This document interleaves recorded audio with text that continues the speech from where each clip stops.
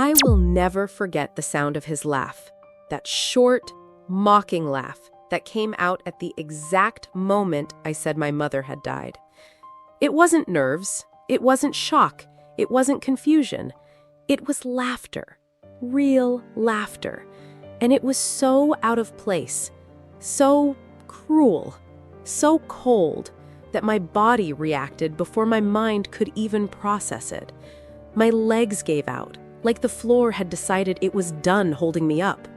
My hands went numb, as if my body had shut something off so I wouldn't feel all the pain at once. And yet, I felt it. I felt grief enter through my skin, spread across my chest, crawl up my throat until breathing became almost impossible. And all of this happened while the man I'd shared a bed with for years smiled at the worst news of my life. The day had already started heavy, the kind of morning where the air itself seems to be holding back tears before they even exist. The phone rang too early enough that I answered with that instinctive sense that something was wrong. And it was. On the other end, a cold, efficient voice, the kind that announces the unthinkable without warning. "I'm so sorry, Mrs. Ellington. Your mother—" I didn't hear the rest. My body heard it before I did. My legs shook, my vision blurred. A crushing pressure seized my chest, like something was tightening me from the inside. Grief, I realized in that instant, happens in the body first. The mind catches up later. When I hung up, it felt like I'd been struck by something invisible. I leaned against the refrigerator so I wouldn't collapse. The kitchen spun. My fingers trembled so badly I could barely hold my phone. It was like the world was moving too fast, and I was trapped in a slower, more painful time. I called out to Dorian, my voice breaking, begging, without even realizing it, for a little presence, a little humanity. And then it happened. The thing that would kill something inside me for the second time that day. He laughed. He didn't ask what happened. He didn't come closer. He didn't touch my arm. He didn't offer support. He just laughed. And as if that laugh weren't violent enough, he added, "Well, she was already old, right?" That sentence slid under my skin like a knife. And I felt shame. Yes, shame. Shame for loving someone capable of hurting me when I needed him most. Shame for realizing I no longer expected anything from him, and it still hurt. Shame for understanding in that single second that his laughter wasn't new, it was just louder than the small, daily dismissals I'd accepted for years. I stood there, staring at him, searching his face for any crack of humanity. Nothing. Just irritation, just annoyance at me for being dramatic, just impatience that I'd interrupted his routine with my mother's death. That's when my breathing truly began to fail. The air tore at my throat, my eyes burned, my chest tightened. I was alive, but it felt like something inside me had died along with her. Physical pain and emotional pain tangled so tightly that I had to grip the counter just to stay upright. And while I fought to remain standing, he sighed. An irritated sigh, like I was inconveniencing him. That reaction opened a wound inside me that could never be closed again. Because in that moment, I realized something you, listening right now, may have felt too. There is no pain greater than losing someone you love and discovering the person who should hold you is the one pushing you down.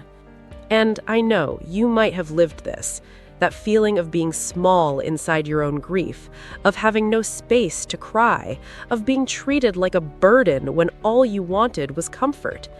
If this has ever happened to you, I see you. I know how much it hurts. And if this story is already touching something in you, friend, please like, subscribe, and share. It helps other women who, like us, have felt their souls ignored. After the initial shock, something inside me began to crack, slowly. Each passing second revealed that his reaction wasn't new. It was simply the most exposed version of a contempt that had always been there. Old jokes he used to make about my mother. She calls too much. Old people are needy. Your mom controls you. Comments I used to swallow, excuse, minimize. Now they formed a pattern so clear it felt like a punch to the stomach. As I struggled to breathe, he had the nerve to say, "Are you going to be like this all day? I have things to take care of." At that moment, my hand shook so violently that the mug I was holding slipped from my fingers and shattered on the floor. I dropped to my knees to pick up the glass and realized I had no strength. I stayed there, kneeling, gathering broken pieces while the man who should have lifted me watched in silence. A silence that said, "This is your problem." My chest hurt so badly I thought I might pass out. I closed my eyes, and there, on my knees, collecting shards that mirrored everything I was living, the first real question finally surfaced. If he doesn't respect me in my deepest pain, when did he ever respect me? The answer came like a chill down my spine. Never. He never did. I just never wanted to see it. But in that moment, I understood something even more disturbing. That laugh wasn't an isolated moment. It was the final piece of a puzzle I'd refused to assemble for years. And before I could stand up, before I could catch my breath, before I could even imagine what would come next, I felt it. A much bigger truth was about to emerge. A truth that didn't begin with my mother's death, but would be revealed because of it.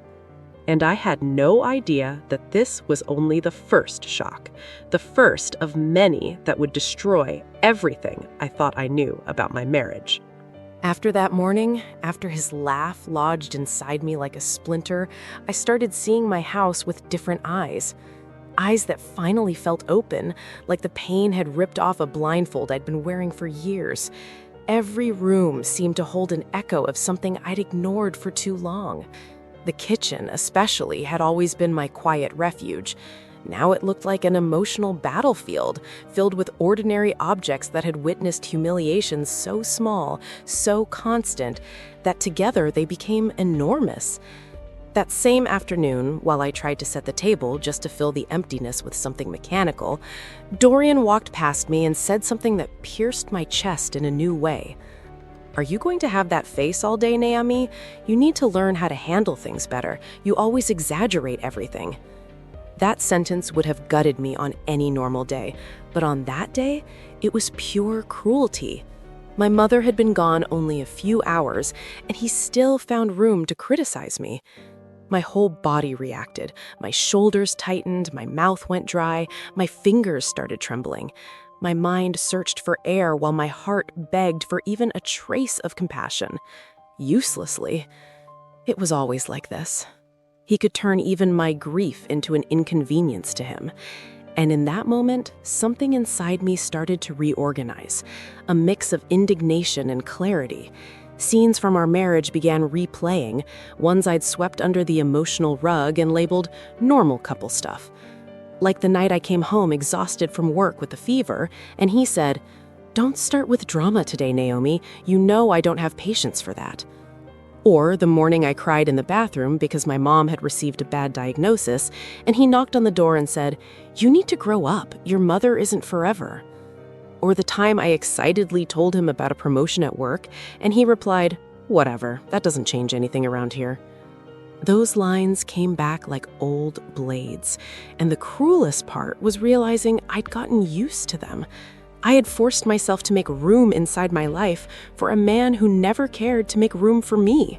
I shrank my voice, my opinions, my sadness, even my body, just to stay easy to deal with, just to avoid his sighs, his eye rolls, his constant claim that I was too sensitive. But that day, after losing my mother, I realized I couldn't fit inside that anymore. This pain was too big. Her absence opened a hole so deep, it started pulling every truth I'd kept pushing away. As I moved through the house, I noticed something I'd never fully admitted. I moved quietly, carefully, excessively, like I'd trained my body to not disturb him. I closed doors softly. I avoided making noise in the kitchen. I spoke low. I even walked lightly, like my presence itself might irritate him.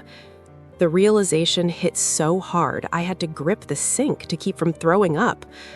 I lived beside a man who, without ever raising his voice, taught me to live afraid of inconveniencing him. And that kind of fear, the kind that makes no sound but weighs 1,000 pounds, now tangled with my grief. My body felt tired, not only from losing my mother, but from years of trying to stay small enough to avoid his contempt. My hands shook as I cut fruit. My chest tightened when I heard his footsteps in the hallway. I flinched automatically when he entered the room. Grief didn't create a pattern. It exposed the one that had always been there. When was the last time he asked how I was feeling?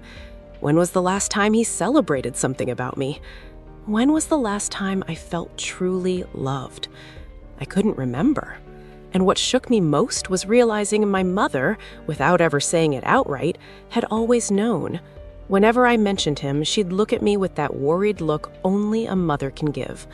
A look that asked, "Baby, are you happy?" I always dodged the answer, changed the subject, smiled. She didn't push, but she never believed me. Now that she was gone, that look returned like a warning I'd ignored for too long. While I wiped the counter, my hands started shaking so badly I had to press them flat just to keep from dropping something. Tears filled my eyes, not just from grief, but from being forced to face a brutal truth. If my mother were alive to see me crying like this, she would have suffered for me. Dorian walked into the kitchen, looked at me with irritation, and said, "You're not going to clean this up? This place is a mess. It doesn't even look like you do anything around here." The words hit like a blow. The chaos he saw was the trail of the life I'd lost hours earlier, but to him, it was just clutter. I tried to answer, but my voice failed, and an unexpected, terrifying thought rose inside me.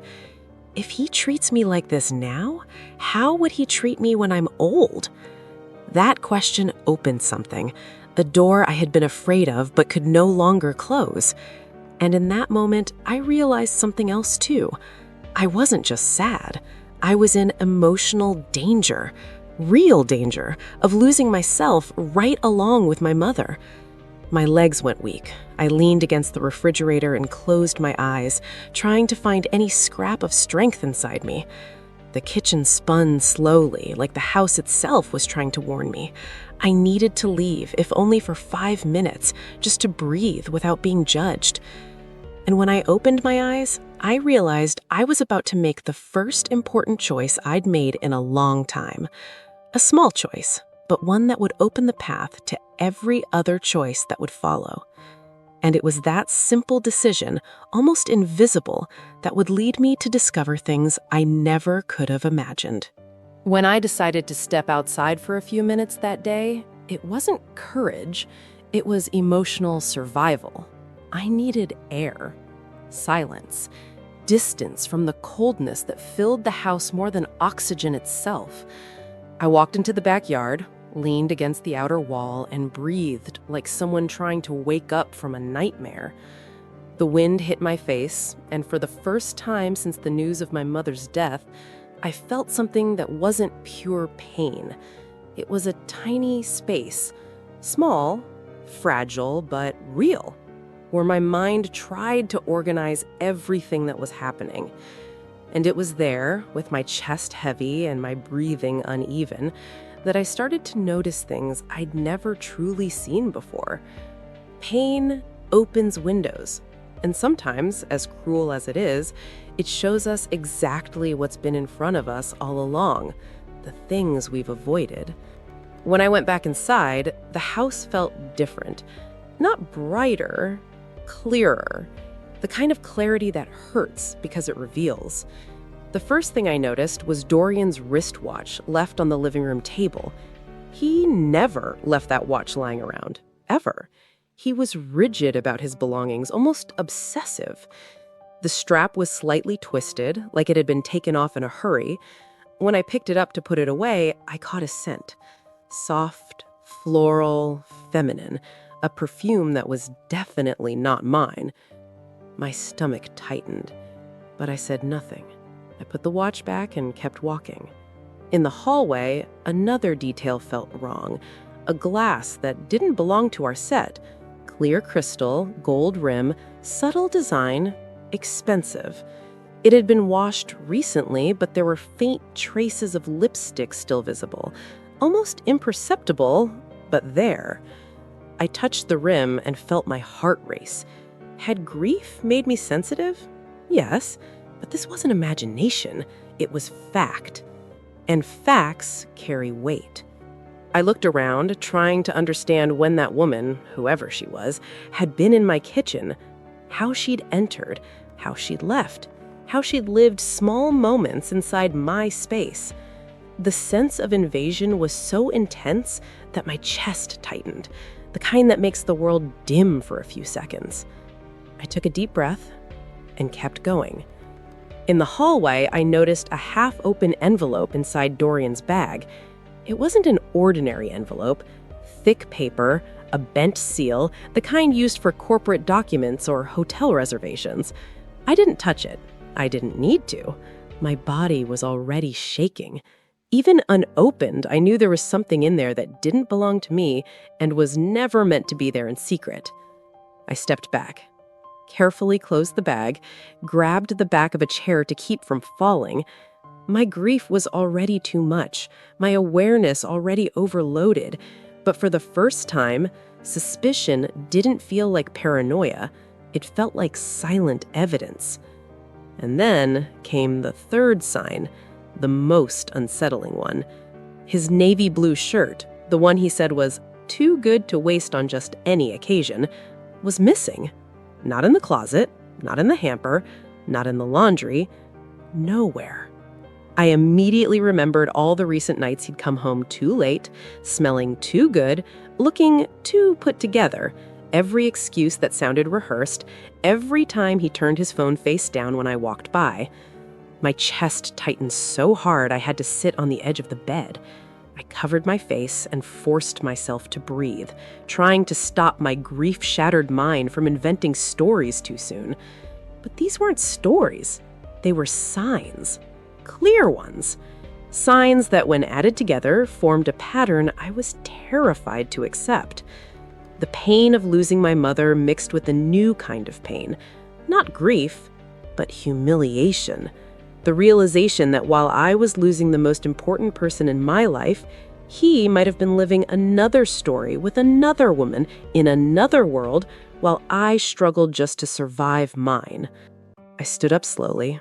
My body felt heavy, like my bones were filled with wet sand. I walked into his office, trying to see if anything else was out of place, and that's when I saw what sealed my suspicion. The leather box where he kept his special items was open. Inside it, the silver cufflinks I'd given him for our anniversary were gone. The ones he only wore when he wanted to impress someone. They weren't just accessories. They were symbolic. They represented every time I tried to please someone who never cared to make me happy. I felt small, almost invisible. My body started shaking so violently I had to lean on the desk. The tears came before I could stop them. This wasn't grief crying, it was revelation crying, the kind that comes when the mask falls. Not his, mine. The mask I wore to survive a love that never truly existed. It was in that state, fragile, exhausted, emotionally shattered, that he walked into the office. I turned slowly, and he noticed something. For the first time, he realized I was seeing. He saw it in my face, and something crossed his expression, brief but indisputable. It wasn't irritation. It wasn't coldness. It wasn't guilt. It was fear. Fear that I was connecting the dots. Fear that I was no longer blind. Fear that I might finally see who he really was. My heart raced. My palms went damp. My knees threatened to give out. All he said was, I'm going out. I don't know when I'll be back. Don't ask questions. That sentence, spoken in that moment, felt like emotional shove. Like he was making one thing very clear. I do whatever I want. You don't matter. He slammed the door as he left, and the sound of it echoed inside me in a way that felt terrifyingly symbolic. My trembling body slid down to the floor. I sat on the carpet, wrapped my arms around my legs, and cried. Crying with that choked, broken sound of someone who's held everything in for too long. And it was there, in that deep silence, on that cold floor, in that painfully vulnerable position, that a crystal clear truth finally formed inside me. I wasn't living in a marriage. I was living inside a carefully constructed lie. And the worst part? I hadn't seen everything. Because the next discovery wouldn't come from the house, it wouldn't come from an object, it wouldn't come from a scent. It would come from someone who had seen more than I ever imagined. And that person was much closer than I thought.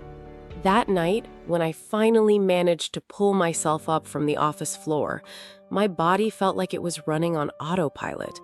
My eyes burned from prying, my breathing came in short, uneven bursts, and my heart pounded as if I'd run miles, because, in a way, I had. Running on the inside is exhausting, too. There was a strange weight pressing against my chest, the kind of pain that isn't only emotional, it's physical, deep, visceral, as if every heartbeat was reminding me that my mother was gone, and that the man who should have comforted me was the same one tearing me apart. I wiped my face, took a deep breath, and went to the bathroom to wash my hands. But when I looked at myself in the mirror, I understood what had really happened. I wasn't just devastated by my mother's death. I was devastated by the realization that my marriage was a stage, and that I was the only one still believing in the script. And then, with my eyes still swollen, I noticed something else. A faint bruise near my collarbone. It wasn't dark, it wasn't large, it wasn't a sign of physical abuse, but it was a sign. A sign of something I hadn't lived in the last few days. A touch that wasn't mine. A touch that could not have been mine. Proof that someone else had been there. Someone I didn't know, but who was clearly part of his life. My entire body went cold. My heart raced.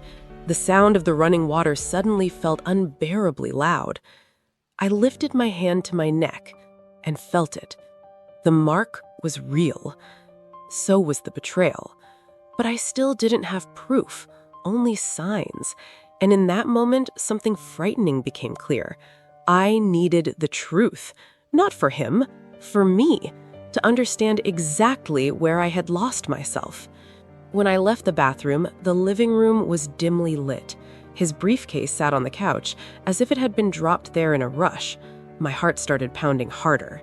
He never left that briefcase lying around. Never. If there was something inside it, maybe it was what I needed to see. I approached slowly, my hand still shaking. I opened the flap carefully, took a breath, and then I saw it. A business card from an upscale hotel in the city with a room number written on the back. The handwriting wasn't his, and tucked between the papers was a tiny note folded into quarters. My palms went damp, my throat dried out. The air felt heavy. I unfolded the note slowly, afraid of what I might find, but absolutely certain my life was about to change again. Thank you for last night. You made me feel alive. The handwriting was delicate, feminine. Familiar? No, completely foreign. My vision blurred. My heart started beating far too fast. I felt the familiar tremor that comes right before a breakdown, but this time I didn't cry. Not yet. I folded the note, closed the briefcase, clamped my mouth shut to keep from screaming. A hot pain climbed up my throat. A mix of rage, humiliation, fury, and grief, so intense it felt like it was burning me from the inside. My mother's death had already broken my heart, but this broke my soul. When I heard footsteps at the door, I forced myself to swallow hard. Dorian walked in, unaware, or perhaps uncaring. He took off his coat without looking at me, tossed it on the couch, let out a loud sigh like someone exhausted from a busy day, not from living a double life. And then he said, "I can't believe the house still looks like this. You're really useless at keeping things organized when you're emotional." A sharp pain hit my chest, so deep I had to take 2 steps back. When you're emotional, my mother had died less than 24 hours earlier, and that was what he said? Anger surged in my throat, but it didn't come out. I just watched him, in silence, with the eyes of someone who was finally seeing clearly. He opened the drawer in the living room cabinet to put away his wallet, and that's when it happened. Something fell. A thin gold bracelet with a small light-colored stone, exactly like the one I'd noticed earlier. No longer a suspicion. Now it was real. Now it was right there. Now it was undeniable. Dorian froze. Not from guilt, but from fear. The same fear I'd seen before. The same fear he always tried to hide behind arrogance. He bent down quickly to grab the bracelet, but it was too late. I had seen it, and he knew I had seen it. Then came the sentence. The one that still managed to break me a little more. "Don't start. You're too unstable to interpret things right now." Unstable. That's how he saw me. Not a daughter shattered by loss, not a wife wounded by betrayal, just an emotional problem to manage. My chest burned. My hands shook. I felt that kind of pain that makes your ears ring and your vision pulse. And then the real shock hit. Not from the object, not from the note, not from the perfume, not from the disrespect. The shock came from clarity. I realized I wasn't living with a cold man. I was living with an emotionally dangerous one. A man incapable of empathy. A man who would never acknowledge the harm he caused. And there, in that living room, with the bracelet in his hand and grief still raw inside me, I understood that nothing would ever be the same again. I wasn't going to confront him that night, not while my body was still begging for rest, not while my mind was still shattered, not while my soul was still burying my mother. But I made a silent promise. I will find out everything, and when I do, you will never hurt me again. What I didn't know then was that the truth I was searching for wasn't far away. It wasn't well hidden. It wasn't quiet. It was about to surface from the most unexpected place, from someone who had seen far more than I ever imagined. And that person would change everything. The morning after the note, the bracelet, the perfume, and the suspicions that no longer fit inside silence, I woke up with a pain that didn't come from my body. It came from my soul, as if my mother were both unbearably far away and painfully close at the same time. The bedroom felt larger than usual, colder, the kind of cold that leaves your spirit barefoot. I turned toward Dorian's side of the bed and felt a chill that had nothing to do with temperature. His spot was untouched, as if he hadn't slept there at all, or as if he hadn't slept there in a long time. And I simply hadn't noticed. I sat on the edge of the bed and pressed my hand to my chest. My breathing came short, shaky. The grief of losing my mother was still so overwhelming, it seemed to fill every room of the house, including the space he should have occupied. But now, her death had merged with another quiet death, my marriage. Not the official ending, but the slow, cruel process of realizing I'd been alone far longer than I ever admitted. When I stood up, my legs buckled. I had to grab the nightstand to keep from falling. The body reacts to truth before the mind can accept it. And my truth that morning was simple and devastating. I was living beside a man who didn't just fail to love me, he despised me. I went to the kitchen. Morning light streamed through the window, illuminating the crumbs on the table and the gold-rimmed glass I'd left there on purpose, as if my subconscious wanted to preserve proof of what my mind still feared confronting. I ran my fingers along the rim, slowly, and felt the same pressure in my chest I'd felt when I heard my mother had died. Emotional pain came in waves, like being trapped at sea during a storm. I closed my eyes, took a deep breath, and felt that thought again, the one that was quietly beginning to take shape. You're not crazy, you're suffering, and he doesn't see you. I sat at the table because my legs could no longer support the weight of my own body. Grief does that. Abandonment does too. And then, as if my heart carried its own memory, I recalled something my mother once told me when I was a teenager. Sweetheart, the body never lies. It always warns you first. And in that moment, I realized my body was screaming for me to wake up, screaming for me to protect myself, screaming for me to stop accepting disrespect of any kind. Dorian walked into the kitchen without looking at me. He grabbed a mug, opened the cabinet, slammed the door, and said, "You're still like this? That was yesterday, Naomi. People die. You need to move on." The air left my lungs. Literally. For a second, I thought I might pass out. "Don't talk about my mother like that," I managed to whisper. He scoffed, a short, impatient laugh through his nose. "You get way too emotional. It's exhausting, honestly." The word exhausting rang in my mind like an alarm bell. I was exhaustion to him, a burden, an inconvenience. And that's when I felt something shift. Not explosively, not impulsively, but deeply, maturely, inevitably. The realization that I could no longer lean emotionally on someone who took pleasure, yes, pleasure, in my fragility. I stood up slowly, still dizzy, and went into the bathroom. I sat on the cold floor, pulled my knees to my chest, and cried in silence like a child. I cried for what I'd lost, for what I'd never had, for what I'd pretended existed. And I cried most of all because I realized I had no one to hold me. And that kind of loneliness is heavier than any grief. But in the middle of that crying, something unexpected happened. I heard my mother's voice in my memory, gentle, steady, just like her.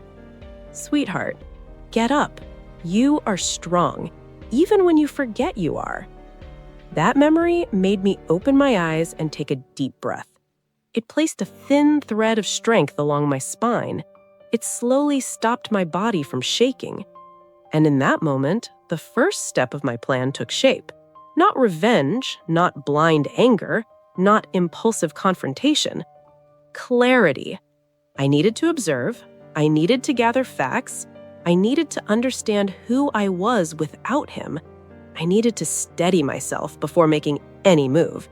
And above all, I needed a place where I was still treated like a human being. That's why I decided to go to work that day. Not because I was capable, but because my soul needed a space where I could be seen. When I arrived at the office, Caleb was the first to notice. He didn't ask anything right away. He looked at me with that kind of gaze that sees beyond words, and that alone loosened something in my chest. "Naomi, come here for a moment," he said, his calm voice gently holding my broken breathing. We went into his office. Without saying a word, he placed a cup of tea on my desk. Hibiscus, the same kind my mother used to make me when I was sad. My body reacted as if it recognized an embrace. "I can tell something is wrong," he said. "Don't have to explain anything. Just don't go through this alone." My chin trembled, but I breathed, and for the first time in days, I felt like I could exist without apologizing, without shrinking my body, without becoming a shadow to avoid upsetting someone. And then, suddenly, my tears began to fall. Caleb didn't move closer, didn't touch me, didn't try to be the hero of my pain. He just stayed, present, silent, human. And that gesture sparked the second part of my plan. I wasn't ready to confront Dorian, but I was ready to stand up. Slowly, calmly, strategically, with self-respect. I needed to reclaim my dignity, first on the inside, and it was in the middle of that quiet rebirth that something happened. Something that would change the entire course of what I thought I already knew.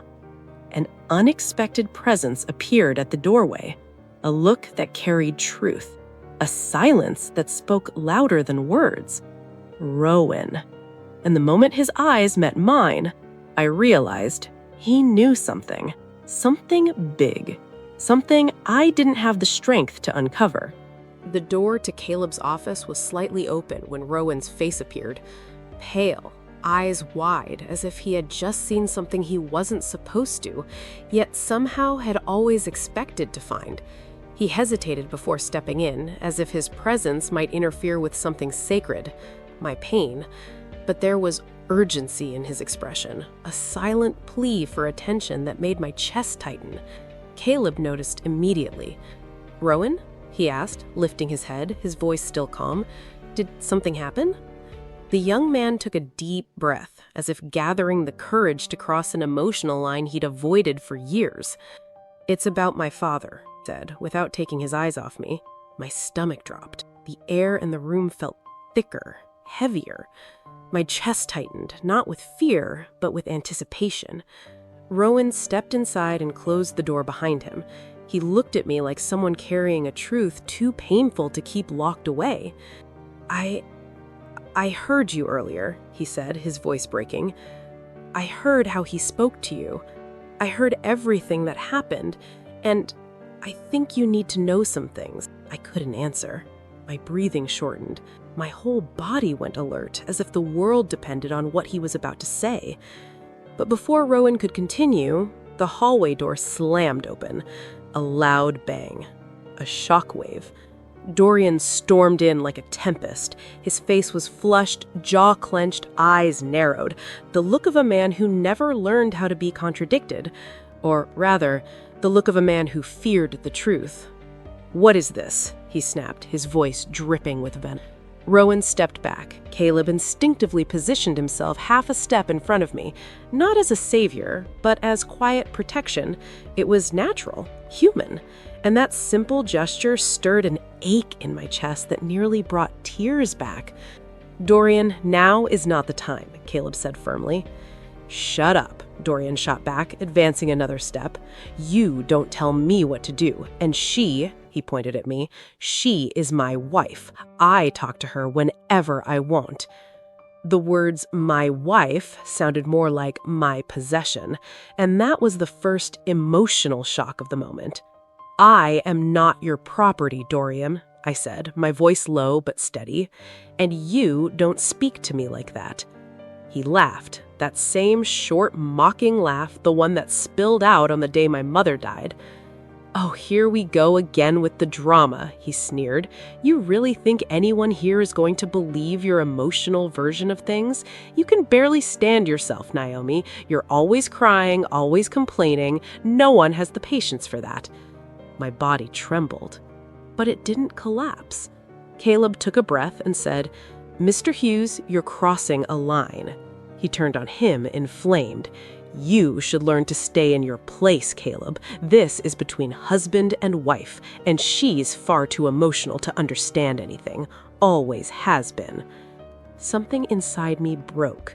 Not like something shattering, but like something finally being released. Dependence, fear, the need to be accepted, those chains fell to the floor in that moment. And then I spoke, with the firmest voice I'd ever used.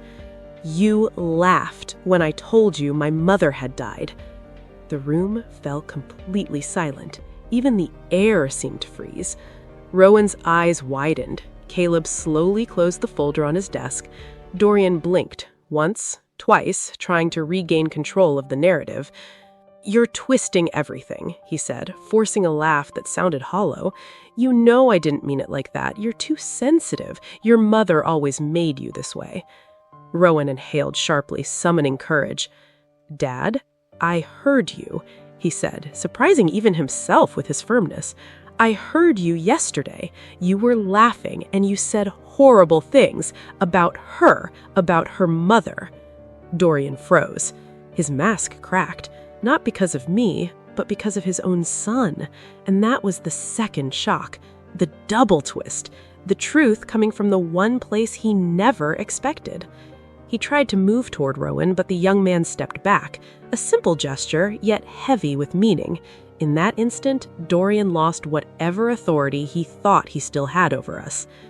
"You're ungrateful," Dorian growled. "I gave you everything, and now you take her side?" Rowan shook his head, tears in his eyes. "You never gave anything but fear." That sentence hit me like an emotional gunshot. Fear.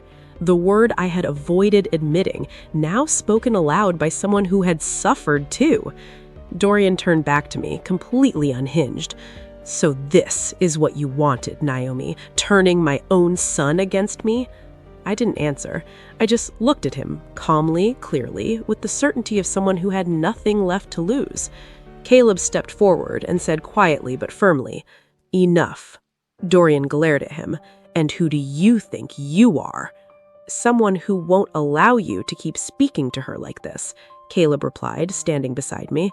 That protection, not possessive, not invasive, was the first time in years someone had taken a stand for me. My legs weakened, but not from despair, from relief, from recognition. And then, for the first time, I said everything I'd swallowed for years. "I know about the other woman, Dorian." His color drained from his face completely. And I'm not talking about just the perfume or the bracelet or the missing shirt. I found the note. I found the hotel card. I saw your clothes. I saw you. And for the first time in my life, I'm choosing to believe what I see, not what you try to make me believe. He opened his mouth to respond, but no sound came out. Rowan closed his eyes, as if it confirmed something he had long feared. Caleb looked at me with silent admiration. And I felt free. Not completely, not finally, but the beginning. I finished. "You don't get to destroy me anymore, Dorian. Not when I'm vulnerable, not when I'm grieving, not ever again." And it was in that exact moment, right then, that I sensed movement behind me. A shift, a quiet sound, air entering the room differently through the open door. When I turned, I saw someone who never should have witnessed that scene, but whose presence would change everything. Someone with truth written all over her face. Eliza, my coworker, and she had heard everything. When I turned and saw Eliza standing in the doorway, holding her clipboard tightly against her chest, eyes wide and breath caught, I knew instantly that what had just happened was no longer a private humiliation. It was truth, witnessed, validated, undeniable. She looked at me as if she were suddenly seeing the full weight of a pain she had always sensed but never fully confirmed. And in her expression, there was no pity. There was indignation. It was the first time in a long while that someone felt outraged on my behalf. Eliza stepped into the room slowly, as if walking on glass. Her gaze moved from me to Dorian and back again. A heavy, necessary silence settled between us. "Naomi, do you want me to call someone?" she asked gently, but with a firmness that offered protection, not just presence. Before I could answer, Dorian turned toward her with his usual arrogance. "This is none of your business," he snapped. But this time, something was different. Eliza didn't step back, didn't lower her eyes, didn't soften her voice. She simply said, "When a man humiliates a woman in public, it stops being a private matter." Her words cut through the air like a blade. Caleb lifted his chin slightly in quiet approval. Rowan lowered his head as if finally finding confirmation for years of unease. And Dorian lost his footing. He tried to regain control the only way he knew how, by approaching me as if nothing had happened. "Let's go, Naomi. You've caused enough damage for one day," he said, extending his hand like I was a disobedient child. "This has gone too far." I didn't move. And that small choice, staying still, was so powerful, I felt myself expand from the inside, as if I were finally occupying my own space. "I'm not going anywhere with you, Dorian," I said calmly, surprising even myself. "Not today, not like this, not after everything." He laughed loudly, trying to rewrite the story. "You're completely out of control," he shouted. "You're manipulating everyone with this grief nonsense, like you always do. Your drama is endless, and no one here should fall for it." The room froze. And that's when Rowan, shaking, pale, tears in his eyes, stepped forward.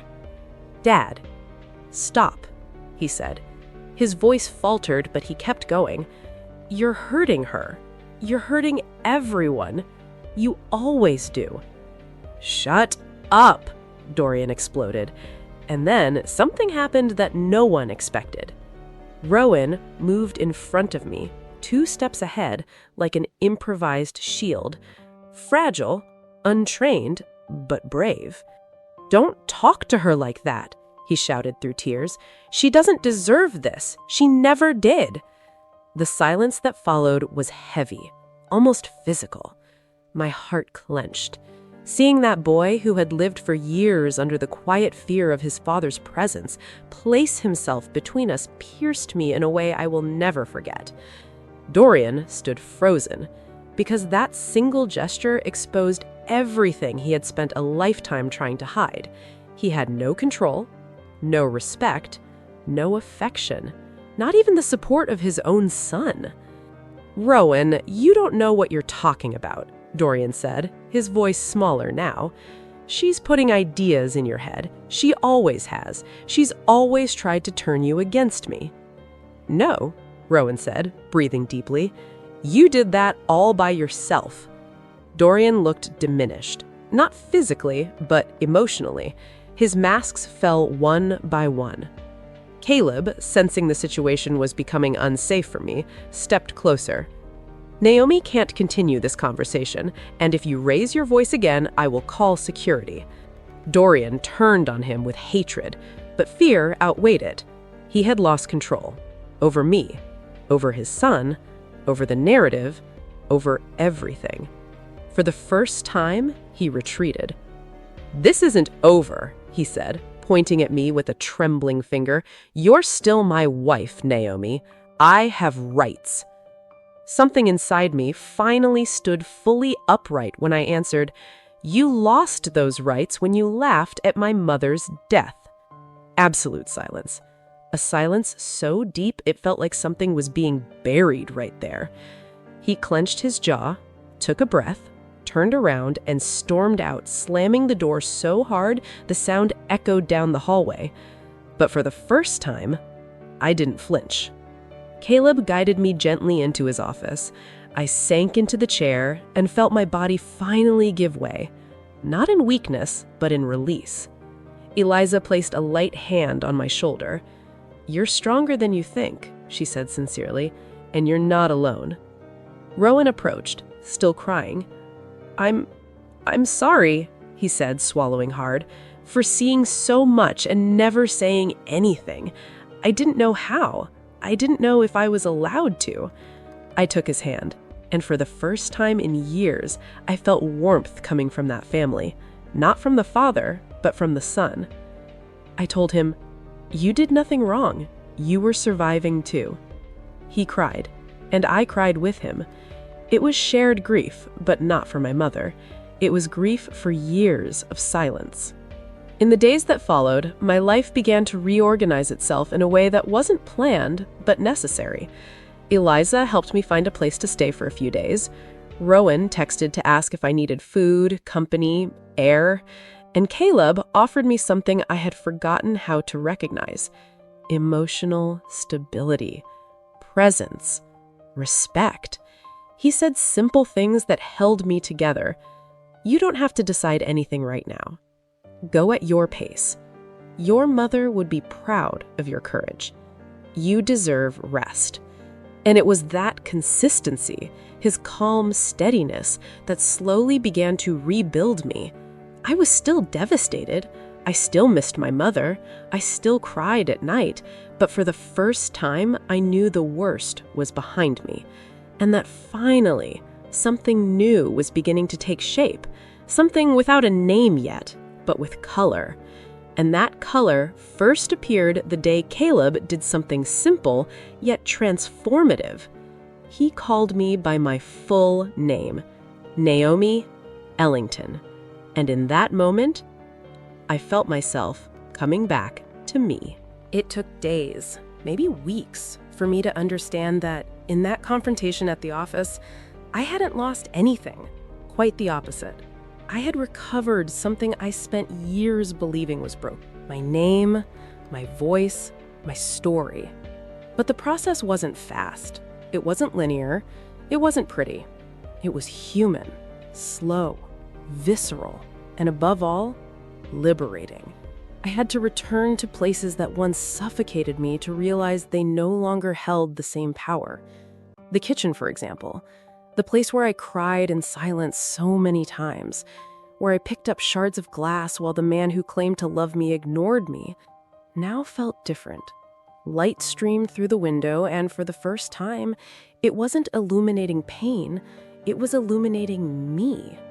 One day, I opened the drawer where I kept my mother's things, old photos, letters, small objects she used, a simple ring I always loved. And at the bottom of the box, I found an envelope I had never seen before. Her name was written on it and her delicate, slightly slanted handwriting. For Naomi, when you need it. My chest tightened. I sat on the floor and I opened it. It was a letter, her final letter. Daughter, if this envelope ever reaches your hands, it's because life has shaken your foundation. Mothers feel when a thread of their daughter's soul begins to unravel.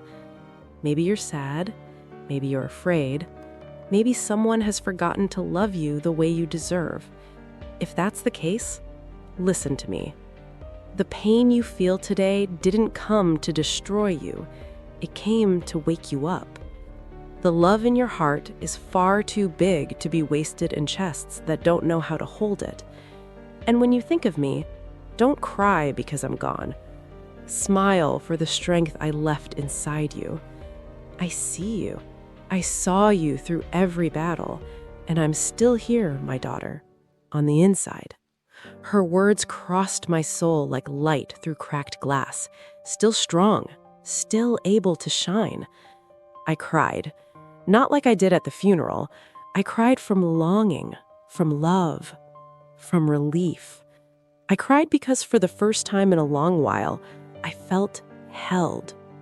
And that's when something simple, but life-changing, became clear. I wasn't being reborn because of a man. I wasn't being reborn to prove anything to anyone. I was being reborn because my mother didn't raise a small woman. She raised a woman who had simply forgotten her own strength. One of the most symbolic moments of my turning point came days later. I went back to the office to wrap up a pending matter, and as I walked down the hallway, I saw Caleb talking with a colleague about a report. He looked at me, stopped mid-sentence, and smiled, quietly, respectfully, humanly. Naomi Ellington, he said with a calm that went straight through me. I smiled and realized I truly was standing on the inside. Months earlier, that simple moment would have undone me. I would have shrunk, apologized, said, "Sorry, I'm in the way," because that's how I saw myself, an interruption. But now, something in me answered differently. "It's good," I said, "to finally come back to myself." He nodded, like someone who had witnessed my collapse and my rebuilding. There was no romanticism in his eyes, no rush, no weight. Just recognition. And sometimes that matters more than love. Over the following weeks, Rowan kept texting to check in on me. He thanked me for saying out loud what he never had the courage to say to his own father. And in one of those messages, he confessed, "I always saw how he spoke to you. Always. I just didn't know how to help. I replied simply, "You're helping now, and that already changes everything." And it did, because through Rowan, I understood that those who live alongside emotionally dangerous people carry silent scars too. The final part of my reorganization, the one I feared the most, was returning to the house I shared with Dorian. He wasn't there. I walked in slowly, like someone revisiting ruins. Every room held a story, but also the marks of my emotional absence. The other woman's bracelet was gone. The strange glass had disappeared. The navy blue shirt was still missing, and strangely, his watch was still in the same place, as if time had stopped for him, but moved on for me. I packed my things into a box. Each object I touched carried residue, some sweet memories, many bitter ones. But unlike before, I wasn't crying because I'd lost something. I was crying because I was reclaiming myself. I picked up my mother's blanket, the light blue one she used on cold days, and folded it carefully. It was the last item in the box. When I closed it, I felt something close inside me too. A cycle, a narrative, a life that no longer fit. I locked the door as I left, not in sadness, in dignity, because my mother always said, closing doors is also a form of love. Outside, the wind touched my face, and I could finally breathe. Breathe without fear, breathe without shrinking, breathe without apologizing. And in that exact moment, I understood. I wasn't alone. I never had been. My mother was with me. Rowan was with me. Eliza was with me. Caleb was with me. And most of all, I was with me for the first time in many years. Today, when I look back on everything, the grief, the betrayal, the humiliation, the coldness, the discoveries, the confrontation, the courage, I see that life has strange ways of saving us when we think we're being destroyed. My mother's death didn't just take her. It took the illusion, the darkness I accepted, the silence that consumed me, the small version of myself I was trained to be. She died, and I was reborn. And if you, listening to me now, have ever felt small, forgotten, disrespected, invisible inside your own home, I want to tell you something my mother taught me. You are not alone, and you are not wrong for feeling what you feel. Your pain is not exaggeration. Your sadness is not drama. Your soul is sacred, and no one has the right to step on it. Your life doesn't end when someone devalues you. It begins the moment you decide you will no longer accept it. And I decided. Before leaving that house forever, I did one last thing. I went back into the kitchen, lit a candle, and whispered, "Thank you, Mom, for not letting me fall." The flame flickered, like it answered. I left, closed the door, and didn't look back, because what was behind me no longer belongs to me, and what's in front of me is life. And if this story touched you, my friend, leave a like, subscribe, and share. You never know who might need this strength today.